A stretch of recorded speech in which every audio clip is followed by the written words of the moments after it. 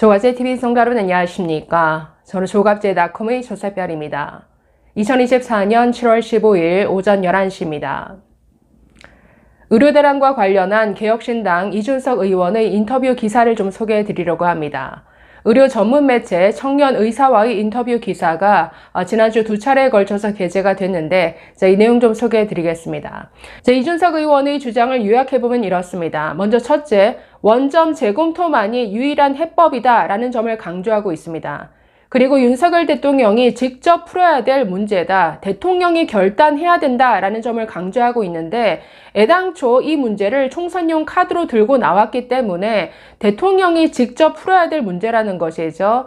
청문회에서 복지부 장관이 자신이 결정했다, 자신이 밀어붙인 거다라고 주장하는데 택도 없는 소리다. 이건 대통령이 결정한 것이기 때문에 대통령이 풀어야 된다라고 강조합니다. 그리고 이 정부의 의대 증원 정책은 한마디로 낙수 의사론이기 때문에 정말 어처구니 없고 과학적 근거는 더더욱 없는 것이다. 그리고 이런 말도 안 되는 정책을 밀어붙임으로써 지금 의료계 그리고 의학 교육을 망가뜨릴 뿐만 아니라 그걸 넘어서 지금 이공계까지 붕괴시킬 이런 심각한 상황에 처해 있다라는 점을 강조했는데 이 내용 좀 살펴보도록 하겠습니다. 먼저 기자가 이렇게 묻습니다. 정부와 의료계 간의 갈등이 심각하다. 신뢰가 무너진 상황에서 대화 여지도 없는데 어떻게 생각하느냐. 이준석 의원, 의정 간의 신뢰가 무너진 결과는 충분히 예상되었던 일이다.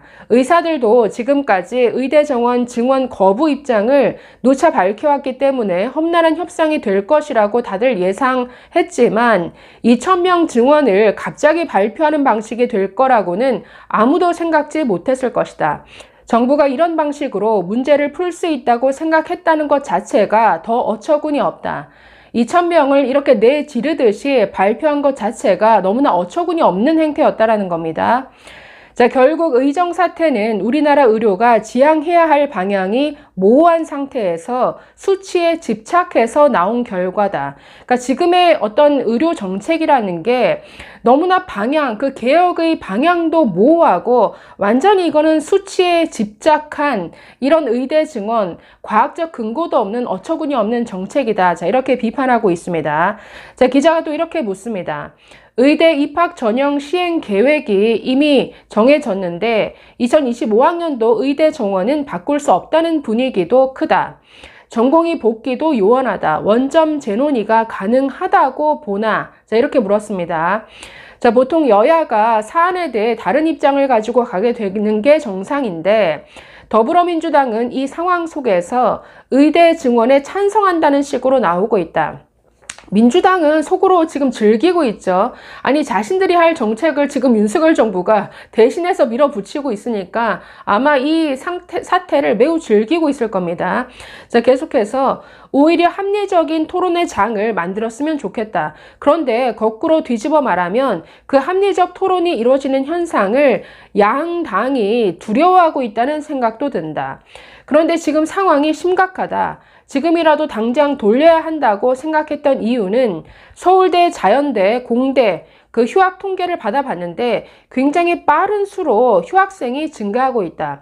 서울대의 자연대, 공대 생들이 휴학하고 있다라는 거죠. 왜 그렇습니까? 내년도 의대 입학 준비하려고. 이어서 의대 정원 자체를 바꿔버리면 올해 2학기는 불보듯 뻔하다. 대통령의 한마디가 의료계뿐만 아니라 대한민국 자연과학계 전체에 타격을 주고 있다는 것을 알게 될 거다. 산업계 전반에 인력 수급 문제가 심각해질 수밖에 없다.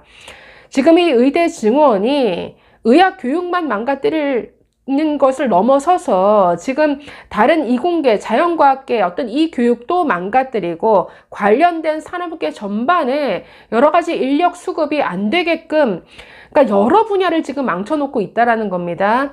이어서 또 이렇게 말합니다. 되돌릴 수 없는 건 없다. 정책적으로 무리하게 시작했기 때문에 무리수를 써서라도 중단시키려면 중단시킬 수 있다고 본다.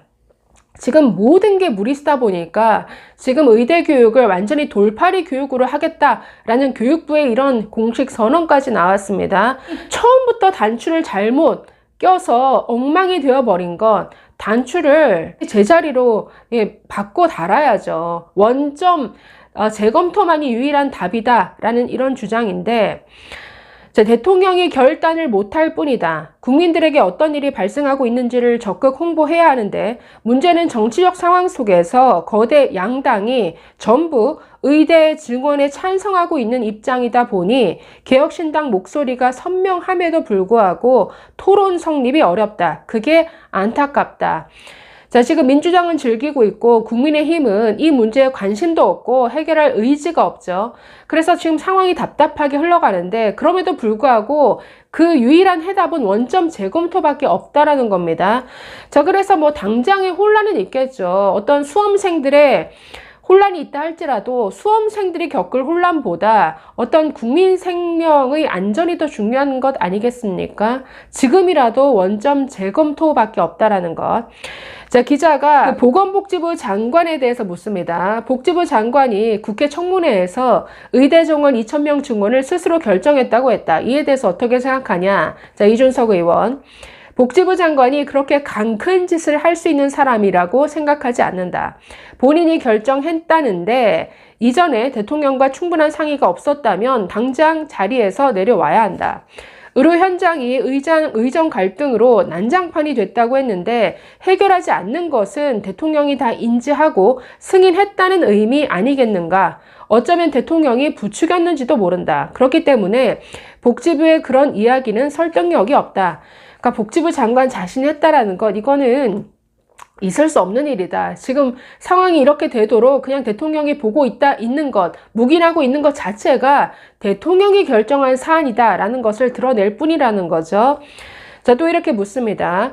청문회 이후 복지부 장차관 사퇴를 요구하는 의료계 목소리가 커지고 있는데, 이에 대해서 이준석. 복지부가 이렇게 큰 사고를 치고 도망가는 모습도 아주 이상해 보인다. 대통령이 인지하고 사실상 지시한 것이기 때문에 장 차관이 바뀌어도 똑같은 방향으로 갈 수밖에 없다. 오히려 지금 상황에서 장 차관이 바뀐다면 나중에는 영전에 버릴 수도 있는 것 아닌가. 이들이 책임 있는 결과를 만들어내야 되기 때문에 책임을 지우고 싶다. 그러니까 둘 다 그 자리에 있어야 된다라는 겁니다. 왜냐하면 당장 하반기부터 여파가 드러날 거다. 이공계 전반의 붕괴는 바로 보일 거고 의료 현장은 두말할 것 없다. 2차 병원 등이 단기적으로는 호황을 누리는 것처럼 보일지 몰라도 결국 2차 병원 의료진이 교수로 임용되면서 빠져나가 수도권으로 가게 되면 지방 의료는 무너질 게 뻔하다. 진짜 누구를 위한, 누구를 만족시키는 정책인지 모르겠다. 정부가 추진하는 이 정책 안에서 환자가 행복한 것 같지도 않다. 환자는 행복한 게 아니라 지금 엄청난 고통과 불안감에 떨고 있죠. 그래서 모든 의료계 전반, 나아가서 이공계 전반을 붕괴시키는 이 의료 정책, 지금이라도 멈춰야 된다. 나아가서 두 번째 게재된 기사에서 인터뷰 내용은 의료 정책의 어떤 방향성에 대해서 얘기하는데, 기자가 이렇게 묻습니다. 의료 정책의 방향성 정립을 강조하면서 원점 재검토를 주장한 이유가 뭐냐라고 물었습니다. 이준석 의원. 대한민국 의료의 지향점을 세워야 한다고 봤던 게 박근혜 정부 시절만 하더라도 중증 그리고 희귀 질환 등 중증 질환에 대한 보장성 강화라는 명확한 방향성이 있었다. 그런데 문재인 케어를 거치면서 의료 서비스 상당 부분에서 급여화가 진행됐다. MRI 급여화가 중요한 경계선이었다고 본다. 물론 줄여나가고는 있지만 건강보험 재정을 그런 방향으로 투입하는 것 자체가 우리나라 의료 시스템에서 벗어났다는 생각이 든다. 그러니까 결국 돈이 문제라는 거죠. 아니, 건강보험이 지금 안 그래도 줄어들고 몇십 년 후에는 완전히 이 재정이 고갈되어서 부도날 위기인데, 지금 문재인 케어를 거치면서 지금 모든 것들을 막 급여화 해주는 항목이 너무나 늘어났죠. 그러면서 오히려 또 수가는 올려주지 않고, 그러다 보니까 지금 그러니까 결국 돈이 없는데 이게 무리하게 의대 증원 정책까지 왔습니다. 이걸 어떻게 감당할 거냐는 이런 문제죠. 그러니까 중요한 거는 그 이전에 정책의 방향을 어디로 향할 거냐, 그게 더 중요하다는 겁니다. 자, 이 외에도 추나요법이나 첩약 등으로 확대하려는 움직임도 필수 의료와 중증 환자들에 대한 방어선 역할을 해야 하는 건강보험의 역할이 과연 맞느냐다. 아니라는 거죠. 한정된 지원을 가지고 필수 중증 환자에게 먼저 지원하는 게 맞지 않느냐, 이런 지적입니다. 오히려 이런 것들에 대한 비용 부담을 줄이는 게 먼저다. 그래야만 정부가 필수 의료 정책 패키지에서 이야기했던 중요한 질환들에 대한 급여 확대 등을 해낼 수 있다. 그런데 이런 건강보험 재정 문제들은 다 빼놓고 의대 증원만 총선용으로 던지다 보니 이런 상황까지 오게 됐다. 때문에 현장에서 모든 것을 원점으로 재검토해 놓고 대안을 다시 마련하지 않으면 현장 혼란은 더 가중될 수밖에 없다고 생각한다. 독재자가 아니라면 지금 상황에서는 어떻게 이 실타래를 풀어나갈 수 있을까를 고민해야 한다. 자, 이렇게 말했습니다. 자, 그래서 그러니까 모든 것들을 지금 새 판을 짜야 된다는 겁니다. 지금 이 무리하게 밀어붙인 정책이 의료 현장에서 전공의 그리고 의대생 포함해서 미래 의사와 현재 의사들을 3만 명을 이 현장에서 떠나게 만들었습니다. 그러니까 이건 곧바로 지금 필수 지방의료 붕괴를 가져올 텐데 지금 다시 다 원점 재검토하고 처음부터 그 방향성부터 명확히 하자. 그리고 반드시 국민들에게 알려야 될 문제가 이 돈 문제라는 거죠. 아니, 한정된 그 재원을 가지고 제대로 투입을 해야 될 것 아니냐. 그래서 다시 판을 짜야 된다. 자, 이렇게 주장하고 있습니다. 자, 마지막으로 개혁신당의 보건의료 정책 방향에 대해서 기자가 질문했는데 이렇게 말합니다. 의료 행위는 철저하게 효능이 입증되고 건강보험료가 합리적으로 쓰일 수 있는 방향으로만 지출되어야 한다고 본다. 정치적으로 말하자면 의학과 한의학을 가리지 않고 효능이 검증되기 어려운 의료 행위나 효능에 비해 과도하게 의료비가 책정된 행위는 과감하게 덜어내는 의료 정책이 필요하다고 생각한다. 윤석열 대통령이 총선용 아이템으로 이 중차대한 문제를 던져놔서 수습이 어려워졌다. 윤 대통령도 이제는 깨달았으면 좋겠다. 의대 정원을 증원하겠다고 해도 총선에서 이길 수 없었다. 다시는 국민의 중차대한 문제를 선거용 아이템으로 소비하지 않았으면 한다. 자, 마지막이 핵심이죠. 이렇게 국민 생명과 직결된 이렇게 중요한 문제를 총선용으로 들고 나와서 모든 것을 망쳐버린 대통령이 모든 것을 원점 재검토하는 이런 결단을 내리기를 기대해 봅니다. 감사합니다.